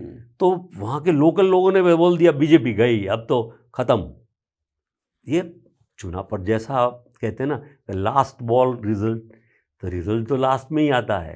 फॉर्म भरने के वक्त तो बहुत हुआ, लेकिन फिर क्या हुआ, तो जो कमियां वो मैं एसेस करने की पूरी कोशिश। लोकसभा चुनाव 24 आप नहीं लड़े, लोकसभा 19 के बाद आप विधानसभा चुनाव नहीं लड़े, फिर विधानसभा चुनाव आने वाले हैं, देखेंगे आपको लड़ता हुआ? That will be decided by my party, whatever they decide. You are open to contest? I am open to see. I am very, मुझे अच्छा लगता है कि जनप्रतिनिधि बनना ये बहुत बड़ी बात है। कोई बनेगा मिनिस्टर वो सेकेंडरी बात है, जनता में चुना हुआ होना, अपॉइंटी होना, उससे जब मैं पहली बार राजनीति में आया तो 92 में आने के बाद Chimanbhai Patel was chief minister, so he called me about, he was expanding his chairmans and others, so he offered as a chief minister to me कि भाई आपको भरत तेरे को, because his son and me were very close friend, साथ में पढ़े school में from 4th to 11th, तो बोला भरत तेरे को हाउसिंग बोर्ड का चेयरमैन बना। मैंने बोला धन्यवाद चिमन भाई। फिर बोले तेरे को पानी पुरवठा का बनाते, मैंने बोला क्यों मना कर, मैंने बोला पहली बार मैं चुन के जाऊंगा कहीं भी, I don't want to be appointee in any position. Madhavrao Scindia was my political guru थे, तो 93 में उनके यहाँ काम करने के बाद ही वाज सिविल एविएशन मिनिस्टर, तो उन्होंने मुझे कहा कि तुम बायोडाटा भेजो, तुमको एयर इंडिया के बोर्ड पर डायरेक्टर बनाना है। मैंने भेजा ही नहीं, बिकॉज ऐसा नहीं कि मेरा कोई ईगो है या कोई बात है। मेरे मन में ये था, मैं कोई भी पोजीशन लूँगा तो पहले चुन के जनप्रतिनिधि बन के जाऊँगा। आपने आपने कहा सर, माधवराव सिंधिया साहब आपके पॉलिटिकल गुरु थे। हाँ, घर में आपके नाना जी एमपी, पिता 4 बार के सीएम, पर पॉलिटिकल गुरु बाहर से कोई, ऐसा क्यों? वही तो सोच, interesting. That is very interesting, वही मैं कह हाँ, रहा तो वो हूँ। बताइए ना तो क्यों? मेरा ये कहना है, वो तो थे ही मेरे समर्थन में, नाना थे और पिता थे, पर शक्तियाँ जोड़ने से, जैसे मैंने कहा, तो ताकत और बढ़ जाती है। तो एक और ताकतवर लीडर जो मुझे सपोर्ट करेगा, जो एक खुद कभी हारा नहीं, ठीक है, और पॉपुलर, यंग, डायनेमिक, वो समर्थन करे, तो शक्तियों जोड़ा। तो एक मतलब पूरे देश के सभी परिवारों में देखेंगे होंगे, तो सब परिवार में ही लगे रहे। मैंने परिवार के साथ दूसरा परिवार भी जोड़ा, कि जो सिंधिया परिवार, कि जिसने मुझे राजनीति में बहुत प्यार और समर्थन दिया। तो वो सपोर्ट मैंने लिया, जो राजनीतिक एक बहुत, आप उसको कह सकते ना, वो समझदारी का एक स्टेप लिया मैंने। मतलब सोचा समझा बिल्कुल स्टेप है सोच, राजनीति में आने से पहले मिलने गया, मिला उनको, मैंने रिक्वेस्ट की कि मैं पॉलिटिक्स ज्वाइन करना चाहता हूँ। बोले अच्छी बात है। मैंने बोला आपके साथ ज्वाइन करना चाहता हूँ। तो आप ही का सवाल उन्होंने किया कि आपके पिताजी 4 बार चीफ मिनिस्टर हैं, नाना जी है, तो मेरे साथ क्यों? तो मतलब मैंने, ये आप 32 साल पहले भी इस सवाल का जवाब दे रहे थे। हाँ, तो मैंने ये बताया कि देखिए, एक तो आप यंग लीडर है, आपकी बड़ी लंबी राजनीति है, मतलब लंबे अरसे तक आपका गाइडेंस मिलेगा। दूसरा, आप पावरफुल लीडर हैं। जिस लीडर ने अटल बिहारी वाजपेयी जैसे भाजपा के समर्थ नेता को ग्वालियर में 84 में अगले ही दिन आके चुनाव में हरा दिया, तो कितना पावरफुल लीडर होगा। समय भी पावरफुल था, एक बात है। तीसरा कि मैंने बोला आप मुझे समर्थन करेंगे, तो उन्होंने कहा ओके, एक्सेप्ट कर लिया कि चल क्या चाहता है, मतलब ही एक्सेप्टेड कि मैं उनका चेला बन जाऊं। लेकिन it must be easy for you ना सर, सीएम के बेटे थे आप, आम लोगों को कहाँ ये सब हासिल होता है। सही कह रहे हैं, लेकिन फिर एग्ज़ाम शुरू हुई ना, उन्होंने बोला क्या करना चाहते हो, तो मैंने कहा कि एक रैली करना चाहता हूँ। तो आणंद में रैली करने के लिए कहा।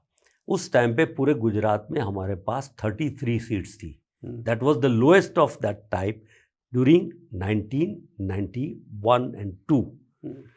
तो उस टाइम पे उन्होंने पूछा कि कितने लोग बुलाएगा, तो मैंने हमारे यूथ वगैरह दोस्त साथियों की वजह से कह के बोला I will call up around 10,000 youngsters. Second में काफ़ी गर्मी होती है, उसके बावजूद शास्त्री मैदान में हमने फंक्शन किया। 10 के बदले 35,000 लोग यंगस्टर जमा किए। सवाल हमारी टीम ने किया, मेरा नाम तो अकेले आया, इसलिए ना कार्ड में नाम, ना भाषण में नाम, ना गार्डनिंग में नाम, ना चेयर में बैठने में नाम, एक कोने में मैं खाली खड़ा रहा। तो उनको ये लो प्रोफाइल अच्छा लगा, और उसके वजह से फिर वो आगे उनके साथ काम करने में, फिर इमीडिएटली 93 इलेक्शन में उन्होंने मुझे ग्वालियर का AICC का ऑब्जर्वर बनाया, जिसमें सातों की सातों कांग्रेस हार गई थी, 2 में कांग्रेस का डिपॉजिट गई थी। ऐसी जगह पे मैं गुजरात से 150 के करीब यंगस्टर्स को लेके वहाँ काम करने गया।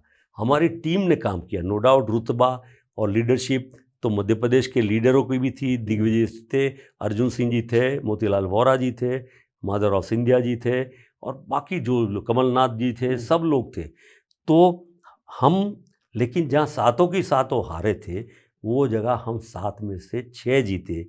तो माधवराव जी को फर्स्ट टाइम इतना अच्छा रिजल्ट आया। सो ही गॉट, उनको बहुत प्यार आया कि यार तूने तो क्या किया, मतलब मैंने नहीं किया था, it was his popularity, but हम उद्दीपक, कैटलिस्ट भी बने, जोड़ने का काम किया, और राजनीतिक जो माहौल था उसके बदलाव में जो भी कर पाए। आपसे एक शिकायत है सर। जी बताइए। आपने कहा कि आप गुजरात से 150 लोग लेके जाते हैं ग्वालियर। हाँ, 7 सीटें जहाँ पे बुरी तरीके से हारे थे, वहाँ पे आप अपनी टैक्टिक्स लगाते हैं, साम दाम दंड भेद सब कुछ करते होंगे, जो भी आपका जो ज्ञान शक्ति है, जनशक्ति आपने जैसे बनाया होगा, 7 में से 6 आप जीत के देते हैं।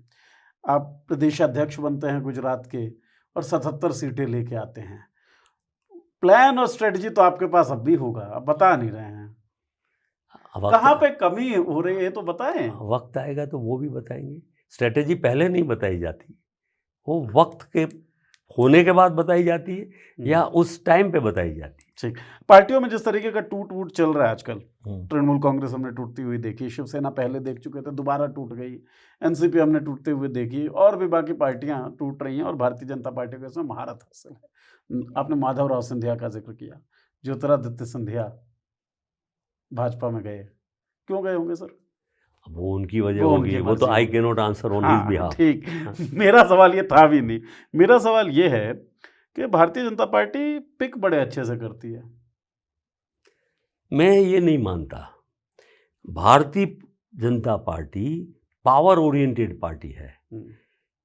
कुछ भी हो जाए, देश बर्बाद हो जाए, जनता बर्बाद हो जाए, कुछ भी हो जाए, उसको पावर चाहिए कुछ भी करके। इसलिए पावर कैसे मिले, इसलिए वो व्यवस्थाएं लोग सब बदलती रहती है, रिसोर्सेज का पूरा दुरुपयोग करती है। गुजरात में कई चीफ मिनिस्टर उसने बदले, पूरी कैबिनेट की कैबिनेट बदल दी उसने। सवाल ये थे कि कोरोना में लोग परेशान हो गए, पाटीदार आंदोलन में आनंदीबेन थे तब लोग परेशान हो गए, मतलब failure of the chief minister and the government. Corona में विजय रूपाणी वगैरह थे तब भी ये था। तो लोगों को समझाने के लिए उन्होंने क्या किया, चीफ मिनिस्टर और कैबिनेट बदल दी। कहा कि देखो हमने जो काम नहीं करते थे ऐसे लोगों को निकाल दिया। भाजपा तो अच्छी ही पार्टी है, लेकिन कोई बदलाव नहीं हुआ।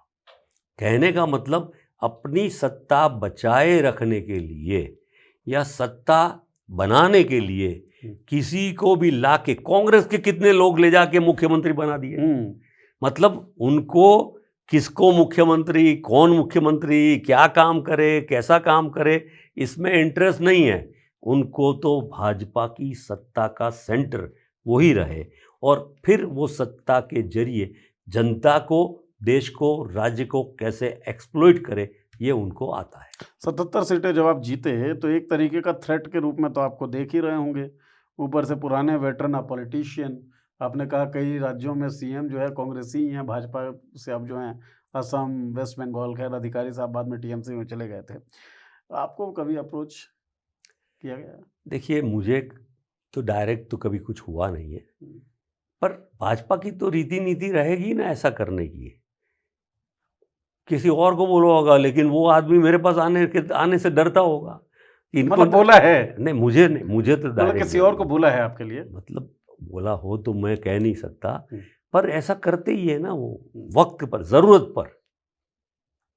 अभी एक हमारे लीडर को ले गए, अच्छा उसको अब हमारे नेताओं को गाली देने के लिए ले गए। पहले भी एक दो को ले गए, उसके पास बुलवा रहे।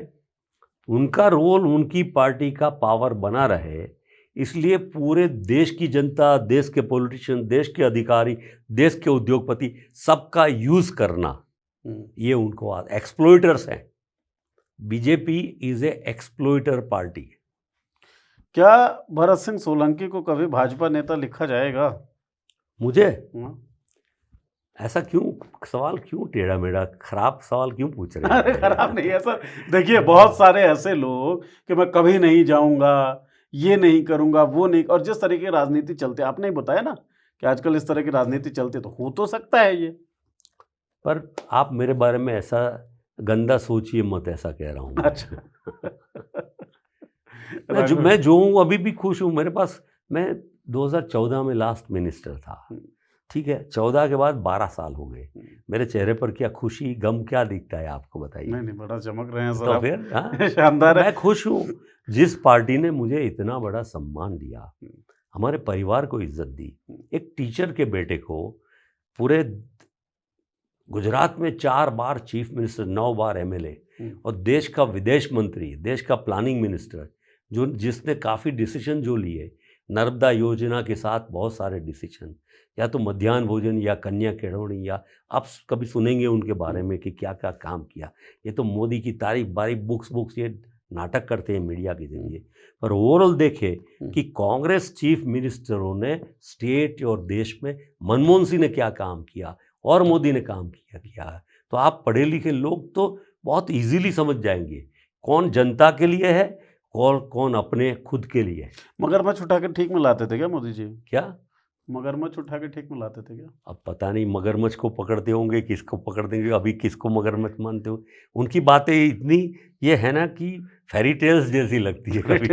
चलिए एक आखिरी सवाल सर, क्योंकि काफ़ी लंबी चर्चा हो गई है और बड़ा आम सा सवाल है, बड़ा इनोसेंट सा, निर्दोष सा। इसका देखिए जवाब दे दीजिएगा। आप बिल्कुल वेटरन पॉलिटिक्स वाला पूरा दांव हम पे चला रहे हैं, सवाल टाल टाल के निकल रहे हैं। पिता जो होता है वो हीरो होता है बचपन में, हर जी। बच्चे का है ना, हाँ। कि पिता जैसा बनना है। थोड़ा बड़ा होता है तो उसकी एक कवायद हो जाती है कि पिता को इम्प्रेस करना है। तीसरा, पिता ही कॉम्पिटिटर हो जाता है, क्या उसने ये किया मैं ये करके दिखाऊंगा। 4 बार के सीएम आपके पिता, तो किसी तरह का कंपटीशन फील करते हैं अपने सेल्फ ही कि मुझे इस कुर्सी पे तो बैठना है। देखिए, थोड़ी मेरी सोच इस बारे में थोड़ी अलग है। मैं राष्ट्रपति भवन देखता था जब पॉलिटिक्स में नहीं था तो भी, पर जैसे राजनीति में आया तो मैंने देखा एक दिन यहाँ जाना है, राष्ट्रपति भवन। हाँ, मतलब और मैं गया, मतलब 3 डिपार्टमेंट अलग अलग मुझे मिले। सवाल में अध्यक्ष बना तो जैसे मैं एमएलए चुन के आया तो बहुत लोग तुमको मिनिस्टर बनाएंगे। मैंने बोला बनाएंगे नहीं, बनाना पड़ेगा। मतलब मेरे में दम है जिससे मुझे मेरी एबिलिटी है, पर मैं बनने नहीं आया हूँ मिनिस्टर, मैं लीडर बनने आया हूँ जो बन भी सकता है बना भी सकता है। That was my ideology. Even today I am training, guiding youngsters, promoting them. बहुत सारे एमएलएस को प्रमोट किया मेरे ट्रेनिंग कैंप से। मैंने खुद के अपार्ट फ्रॉम पार्टी 92 से I used to carry training camps. अभी जिला पंचायत में भी मैंने ट्रेनिंग कैंप किए। मेरा नाम सब अलग अलग होता है। जीत संकल्प शुभारंभ। ट्रेनिंग कैंप का नाम क्या? जीत संकल्प जीत शुभारंभ। संकल्प शुभारंभ। मतलब ट्रेनिंग है, अभी जीते नहीं है, पर जीतने का संकल्प करने का शुभारंभ। उसमें मैंने एआई भी सिखाया हमारे वर्कर को। अच्छा। और मैं साइकियाट्रिस्ट डॉक्टर को भी लाता हूँ, और वो 92 से लाता हूँ। Since 92, I call a psychiatrist because it's a human relation politics. तो आपके वर्कर को जो ट्रेनिंग, चाहे पॉलिटिक्स सिखाओ, स्ट्रैटेजी सिखाओ, चुनाव लड़ना या मैनेजमेंट सिखाओ या बीजेपी या इश्यू सिखाओ, पर ये भी बहुत इम्पोर्टेंट है कि during the election what could be your temperament, क्या पोजीशन होगी, बूथ पे खड़ा हुआ आदमी कैसा रहेगा, कोई झगड़ा फसाद हो गया अंदर इलेक्शन कमीशन, तो वो साइकियाट्रिस्ट ट्रीटमेंट भी मैं 92 से सिखाता हूँ। तो नेचुरली अब मेरे पिताजी की बात आपने कही, I could never compare myself with him because he was so voracious and well-read man. Apart from being politician, successful chief minister, उसका नॉलेज, ज्ञान और उसकी मृदुता, उसका courtesy, manners was so high. He would never get angry और वे बहुत अच्छे से लोगों से प्यार से बिहेव करते थे। तो उसको बीट करना मेरी कोई कैपेसिटी नहीं, नंबर 1। नंबर 2, उसका जो ज्ञान, उसका जो विज़न जो था, तो मैं अपने आप को जैसे कहे ना कि वो 100 कहते हैं, उसकी टांक जितना भी मैं अपने आप को नहीं गिनता। It was so stalwart of a magnitude. तो मैं वो कंपेयर नहीं किया, but he was happy with me in the sense जब मैं अध्यक्ष बना तो अच्छा काम करता था, अच्छी रैलियाँ करता था। जैसे मैंने देवगढ़ बारिया की रैली, सोनिया जी की मैडम की tribal rally, that to 3.5 lakh और मोर, विच इज़ न भूतो न भविष्य। गुजरात में क्या बोल रहा हूँ मैं, न पास्ट में हुई न फ्यूचर में होगी। मतलब और नॉट टू दैट कि भाई चलो ऐसे ही भीड़ इकट्ठा कर ली। लोग पहाड़ों पर बैठे थे, झाड़ पर चढ़े हुए थे, खंभों पर खड़े हुए थे, मतलब ट्राइबल्स ओनली। पर किसानों की तो वो मैंने की, 12 दिन की साइकिल यात्रा निकाली, ऐसे प्रोग्राम वो मैंने बहुत सारे, मुझे विद समर्थन आशीर्वाद सोनिया जी से मैंने किया। पर to compare my father for anything which I never ever Sonia ji thought. के साथ आपने बड़ी सारी चीजों का जिक्र किया है पूरी चर्चा में। राहुल जी के साथ राहुल जी के कैसे साथ इक्वेशन है सर? मेरा इक्वेशन बड़ा अच्छा रहा 17 के चुनाव में। ही ट्रैवल्ड इन गुजरात, बहुत मेहनत की, बहुत घूमे, बहुत लोगों से इंटरेक्शन किया। गुजरात के लोगों ने भी उनको बहुत प्यार दिया, उन्होंने भी बहुत प्यार दिया और हमें भी बहुत हौसला दिया। कभी कभी मैं किसी वर्कर के साथ अगर इरिटेट हुआ तो सोलंकी जी नाराज़ मत होइए, प्यार से, मतलब बहुत कुछ समझाया, स्ट्रेटेजिकल भी समझाया। And he see Sonia ji is a different leader and Rahul, दो नीम के पत्ते भी सेम नहीं होते, अमीबा भी सेम नहीं होते। दी nature has created everybody is different, right. पर सबकी क्वालिटीज अलग अलग है। तो सोनिया जी की अलग बात है और राहुल जी की भी अलग बात है। इसका लीडरशिप ज्यादा सक्सेस ओरिएंटेड मुझे लगता है कि देखिए, राहुल जी आज के समय में he has risen above all national leader में, मोदी वगैरह से बहुत ऊपर उठ गए। इंटरनेशनल लीडरशिप में वो एक स्टेज पे पहुंच गए, चाहे डिप्लोमेटिक बात हो, चाहे नीतियां हो, या चाहे ह्यूमन डेवलपमेंट की बात हो और सरकार की नीतियों के बारे में सोच हो। सवाल उसको कन्वर्ट करके देश में कांग्रेस का शासन और प्रधानमंत्री के रूप में वो कैसे काम करे, वो समय के साथ की जो आकांक्षा हम रखते हैं वो बात है। मैडम तो बनी ही नहीं, she never wanted to be prime minister. हमने देखा था, हम तो 2004 में जब चुन के आए तो हम सेंट्रल हॉल में थे, हम लिटरली रोए सब एमपीज कि मैडम को बनना चाहिए, बनना चाहिए। घंटों तक वो खड़ी रही, हिली भी नहीं, did not, but she was strong and confident कि वो नहीं बनेगी। और हमने देखा कि राष्ट्रपति भवन में मनमोहन सिंह पीछे थे तो हाथ करके उनको आगे ले आ रही थी। आप जेस्चर देखिए उनका, और उनके समय में उन्होंने जिस तरह से लोगों को आगे किया।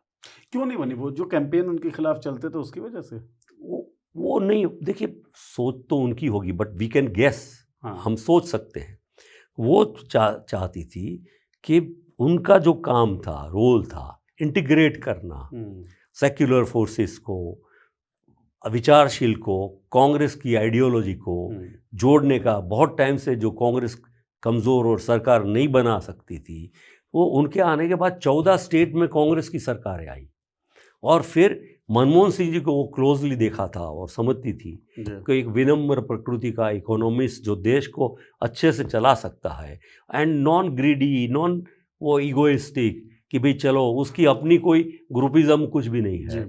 तो she thought to make him a prime minister maybe. और राहुल जी भी इक्वली, जैसे राहुल जी अभी खरगे जी को कितना सम्मान देते हैं। आपने पानी का ग्लास देंगे, उनको बिठाएंगे, उनको ले जाएंगे। मौका मिला तो प्राइम मिनिस्टर बनेंगे कि नहीं? कौन? राहुल जी बनना चाहिए, ये हमारे सबकी इच्छा और मनसा है, क्योंकि वो इस देश को अच्छे से चलाएंगे और अच्छे से ठीक कर देंगे बाकी के लोगों को। चलिए, 2 सवाल सर, रैपिड फायर साहब। कांग्रेस के बाहर भी, कांग्रेस के अंदर भी, सोशल मीडिया पे भी, पॉलिटिकल कमेंटेटर्स के बीच भी, पॉलिटिकल लिस्ट के बीच भी, नॉर्मल लोगों के बीच भी एक विवाद क्या चलता है? ऑप्शन देश को बड़ा पसंद है ना, ये या ये चुनना, थोड़ा सा आप बताएं नेता होने के नाते। राहुल गांधी या प्रियंका गांधी?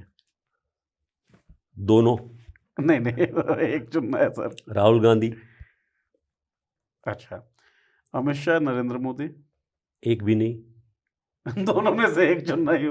लायक ही नहीं है, लायक ही नहीं है। अरे आपके राज्य ने इतनी बार मुख्यमंत्री हमारे बनाया। मुख्यमंत्री बन गए, हिटलर भी बना था, मुसोलिनी भी बना था, कैसर विलेम भी बना था, सद्दाम हुसैन भी बना था, और अब पुतिन भी है। उससे हम स्वीकार नहीं करते। अच्छा चलिए, ये सब जवाब अगर आप नहीं देंगे तो हु आफ्टर मोदी, मोदी के बाद कौन वाली बात जो चलती है वो डिफिकल्ट है, आरएसएस तय करेगा। लेकिन अब तो ऐसा चलता है ना कि मोदी ने अपने आप को आरएसएस से भी बड़ा कर दिया है। नहीं, दैट वो सोचते होंगे, या तो बाकी के लोग, कॉमन लोग समझते हैं। आरएसएस तो मोदी को क्या बताऊंगा, सुब्रमण्यम स्वामी को पूछ लो, मेरे से अच्छा जवाब दे देंगे। सुब्रमण्यम स्वामी ने तो, आप तो जवाब ही नहीं दे रहे। सुब्रमण्यम स्वामी ने तो बहुत सारे जवाब दिए। हाँ, नहीं, आरएसएस के लिए मोदी, अमित शाह कोई चीज़ है ही नहीं। मेरे हिसाब से। अडानी और अंबानी देश के लिए ज़्यादा बढ़िया कौन है सर? दोनों में हाँ, अभी तो साबित कर दिया कि दोनों देश के लिए कोई काम के नहीं है। आपके गुजरात के इतने बड़े गुजरात के हैं, गुजराती है। अगर कोई प्रोडक्ट बनाते और वो बेचते और एक्सपोर्ट करते और देश को बहुत सारा डॉलर कमा के देते तो बड़ा प्राउड होता, घर जाके नमन करके पैर भी छू लेता। पर आज के हालात में इकोनॉमी का जो हाल हो रहा है उसमें मुझे नहीं लगता कि इनका कोई पॉजिटिव रोल है। चलिए, तो अडानी अंबानी ज़्यादा खतरनाक कौन देश के लिए, या ज़्यादा नुकसानदेह कौन? दोनों में। अब क्यों ऐसा सवाल पूछते हैं? नुकसान तो हो ही रहा है, ज़्यादा कम से नुकसान ही है। नहीं वो ठीक है। दोनों में से ज़्यादा कौन? हाँ, दोनों नुकसान करता ही है। गुजरात में ड्रग की समस्या बढ़ी है क्या? जी, किस कारण से? हमारे बॉर्डर से तो आता है वो तो है ही, पर पोर्ट से ज़्यादा ड्रग आता है। ये मुंद्रा वगैरह पोर्ट से कोई चेक नहीं होता। अब जिम्मेदारी तो केंद्र सरकार की और राज्य सरकार दोनों की है, पर करते नहीं है। जिम्मेदारी आप लोगों की भी ना, सड़क पे उतरे, आंदोलन करें। हम उतरे भी हैं, उतरने वाले भी हैं, उतरेंगे भी। बहुत सारे कार्यक्रम हमारे NSU हमारे यूथ ने भी किए हैं, वहाँ मुंद्रा पोर्ट पर जाके भी किए हैं और करते रहेंगे और करना पड़ेगा। गुजरात में ज़्यादा बुरी स्थिति किसकी है सर, दलितों की या मुसलमानों की? ज़्यादा स्थिति सबकी पूरे गुजरातियों की परिस्थिति सबसे। 1% गुजराती 7 करोड़ में से ले तो 7 लाख शायद फैमिली हो उसका फायदा हो, बाकी ज़्यादातर लोग, सबकी हालत खराब है। ऐसा क्यों? पर देखिए, महंगाई को गिन ले, आपकी इनकम में से जो पैसा जाता है, चाहे इलेक्ट्रिसिटी, चाहे मोबाइल बिल या खाना पीना या जो भी, आपके हालात, आपके फीस वगैरह, बच्चों की हेल्थ इंश्योरेंस, वो कैलकुलेट करें हालत क्या है, इंटरेस्ट क्या भरते हैं, कैसे EMI कैसे भर पाते होंगे। पूरे गरीब तो मरे ही हैं, मकान तो तोड़ दिए। मिडिल क्लास को बीजेपी ने ख़त्म कर दिया। मिडिल क्लास को पुअर क्लास में ले जा रही है बीजेपी गुजरात के अंदर, गुजरात ने, पूरे देश में। यह आक्रोश जो है इसको कंसोलिडेट करने का तरीका आप कह रहे हैं, लेकिन बताएंगे नहीं, वक्त आने पे आप बताएंगे। वक्त आने पर बताएंगे, और उसके पहले हमें होमवर्क खुद को भी करना पड़ेगा। मैं खाली कोई आइडिया दे दूं वो मतलब नहीं है। आइडिया को इम्प्लीमेंट करने के लिए ग्रुप डिस्कशन, फिर क्या फाइनल करके ये करना होता है। जैसे RSS बरसों से करके इम्प्लीमेंट कर रही है जी। ये कोई आज जो हो रहा है, क्या लगता है 2 दिन के पहले तय किया RSS ने? ये आप सिटीजन बिल जो ला रहे हैं, सिटीजन कार्ड जो ला रहे हैं, अभी कहना पहले चालू कर दिया। नरसिंह राव की थियरी कॉन्सेंसस की पहले छोड़ा कि पासपोर्ट क्या सिटीजन का कोई प्रमाण है, तो कह रहे हैं नहीं है, आधार कार्ड तो नहीं है, तो मतलब फ्लोट किया। पर ये कोई आइडिया रात को नहीं आया, और ये कोई भाजपा के कार्यकर को आने के बदला है, ये RSS की थिंक टैंक वगैरह ने तय किया होगा। अच्छा, RSS को लेकर, क्योंकि मैंने आपको पहले ही बोला था कि आपके साथ चर्चा 1-1.25 घंटे में नहीं होगी, बहुत सारी बात है जो करनी होगी। अब इस बार लिटरली आखिरी सवाल है। प्रियंक खड़गे जो हैं कर्नाटक में, वो RSS के रजिस्ट्रेशन का दबाव बना रहे हैं, कैसे देख रहे हैं आप इस मांग को? बहुत जरूरी और जस्ट एंड फेयर स्टेप है उनका। अगर आप सच्चे हैं और आप देशभक्त हैं तो आपको देशभक्त का प्रमाण इनके जवाब देके देना चाहिए, रजिस्ट्रेशन करवाना चाहिए। क्या हो जाएगा? देशभक्त का प्रमाण देने के लिए रजिस्ट्रेशन नहीं, पूरे जवाब देने चाहिए। वो तो कह रहे हैं ना कि जवाब आप ले लो, रजिस्ट्रेशन नहीं करवाएंगे, सरकार से हम लेते जवाब भी नहीं दे रहे हैं, जवाब भी देंगे भी नहीं।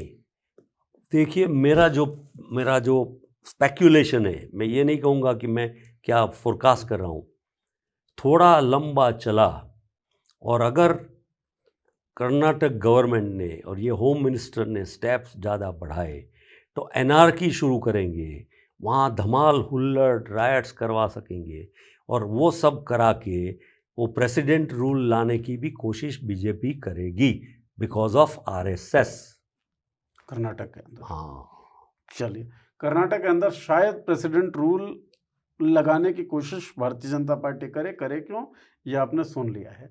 बहुत सारी चर्चाएं हमने करने की कोशिश की, बहुत सारे सवालों का डायरेक्ट नहीं लेकिन इनडायरेक्ट जवाब ज़रूर मिला है। तो किन सवालों का आपको लगता है कि डायरेक्ट जवाब नहीं मिला है, वो जवाब हम पूछ के दोबारा आपको बता देंगे। और जो इनडायरेक्ट जवाब मिले हैं, आप कुछ गेस वर्क कर रहे होंगे, तो गेस वर्क अपना लिख के बताइए कि क्या-क्या आपने गेस वर्क किया। कोई और सवाल हो, सुझाव हो तो आप बता दीजिए, क्योंकि सर ने कहा है कि स्ट्रेटजी वक्त आने पर बताएँगे, तो वक्त हम पूछते रहेंगे। जैसे ही वक्त आएगा वैसे रिक्वेस्ट कर लेंगे सर से कि दोबारा दिल्ली आएँ, हमारे स्टूडियो में बैठें और हमसे पावर प्ले पे बात करें कि क्या पावर इक्वेशंस इस वक्त गुजरात में चल रही हैं। बातचीत आपको कैसी लगी, ये आपको बताना है, बताएँगे कैसे? कमेंट सेक्शन में लिख के। बहुत-बहुत शुक्रिया सुनने के लिए चर्चा, और बहुत-बहुत धन्यवाद और शुक्रिया सर आपका भी आपका। बहुत बहुत धन्यवाद। आपके सवाल बहुत अच्छे, खट्टे, मीठे, तीखे, कड़वे सब रहे, लेकिन वो हमारे में ब्राह्मण और नागर, नागर होते हैं, हुँ, वो अपने आप को अलग गिनते हैं ब्राह्मण से। हुँ, तो जैसे पहले 5 स्वाद का भोजन होता है, हुँ, तो जो नागर होता है वो कहता है षटरस भोजन, हुँ। मीठा, तीखा, खट्टा, जैसे करके वो खारा, ये वो कड़वा, मेथी रखते हैं खाने में अच्छा, कि ये कड़वा है, ये मतलब 6 रस वाला। हाँ। तो आपका 6 रस भोजन मिला हमको। अब इसको मैं कॉम्प्लीमेंट लूँ या कमेंट लूँ पता नहीं, लेकिन देखिए जिनका मैं इंटरव्यू करता हूँ उनसे ना मुझे कॉम्प्लीमेंट चाहिए ना कमेंट चाहिए, वो आपसे चाहिए। तो आप बताइए, आप और मुझे तो बस सवाल चाहिए जो मैं इन पे फेंकूँगा, और इनसे चाहिए मुझे जवाब। लेकिन बहुत मज़ा आया सर बातचीत करके। धन्यवाद। बहुत-बहुत धन्यवाद आपका। धन्यवाद।